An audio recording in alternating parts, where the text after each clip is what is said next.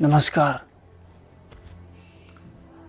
देखिए, हम कोई राजनेता नहीं हैं, हम ना ही कोई राजनेता हैं, ना ही कोई न्यूज़ एंकर और ना ही गांव के फेंकू भैया। हमारे पास कुछ अपने कड़वे विचार हैं। अगर आपको पसंद आए तो शेयर करिएगा, अगर पसंद ना आए तो शेयर करिएगा। ठीक है, तो हम शुरू करते हैं। चलिए। एक शब्द है प्रेम और एक शब्द है संभोग। कुछ लोगों का कहना है कि संभोग और प्रेम दोनों एक हैं, और कुछ लोग कहते हैं कि प्रेम ही संभोग है, और कुछ लोग कहते हैं कि संभोग ही प्रेम है। क्या यह सच है? इसी पर हम बात करेंगे। संभोग ज़रूरत है जिस्म की, हार्मोन की। प्रेम हार्मोन की जागीर नहीं हुआ करती। प्रेम संभोग से बिल्कुल परे है। दोनों का अपना वजूद है, इनका एक दूसरे से दूर दूर तक कोई वास्ता नहीं है। ध्यान दीजिएगा, प्रेम रूह की जागीर हुआ करती है, न कि हार्मोन की। संभोग के लिए महज दो पक्षों की सहमति की आवश्यकता होती है।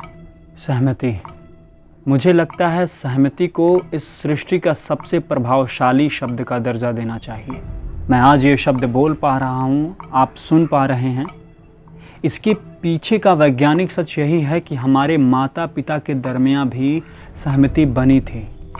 उसी प्रकार हम कह सकते हैं कि इस सृष्टि का सृजन भी किसी की सहमति से हुआ होगा। यहाँ तक कि सांस खींचना और छोड़ना भी हमारे दिमाग की सहमति का इंतज़ार करती है।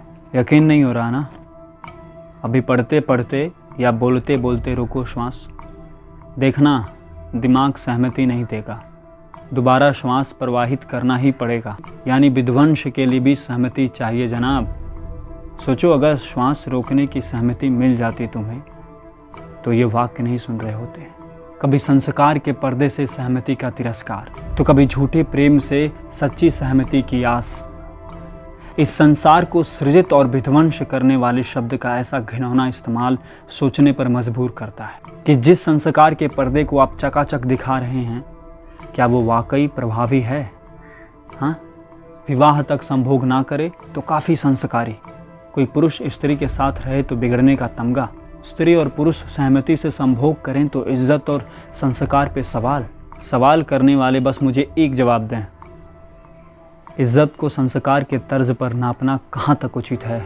यह अत्यंत ही दुर्भाग्यपूर्ण है कि संस्कार और बाकी सारे शब्दों को तवज्जो देते देते, अहमियत देते देते सहमति को इतना नामंजूर कर दिया गया कि लोगों को आज उसकी महत्ता समझ में नहीं आती। फिर जन्म होता है एक ऐसे कुपोषित समाज का जिसके जिम्मेदार आप हैं। कहीं खुदकुशी, कहीं डिप्रेशन, कहीं विश्राम की कमी।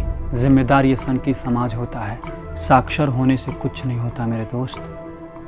फ़र्क तब पड़ता है जब आप उन शब्दों को तवज्जो देते हैं जिनसे ऐसा समाज स्थापित कर सकें जहाँ कोई नज़र ना चुराए, जहाँ कोई आत्मग्लानि में कुछ अनर्थ ना कर बैठे। ऐसा ही है एक शब्द, सहमति, जो शुद्ध, सात्विक और सुदृढ़ है।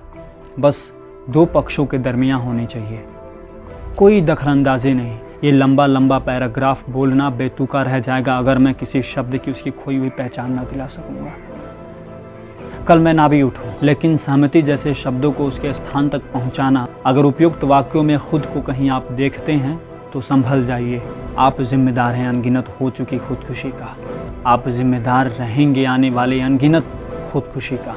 आइए एक सहमति पर कि ऐसे समाज का सृजन नहीं होने देंगे, और जो बन चुकी है उसका विध्वंस करेंगे। अनंत प्रेम।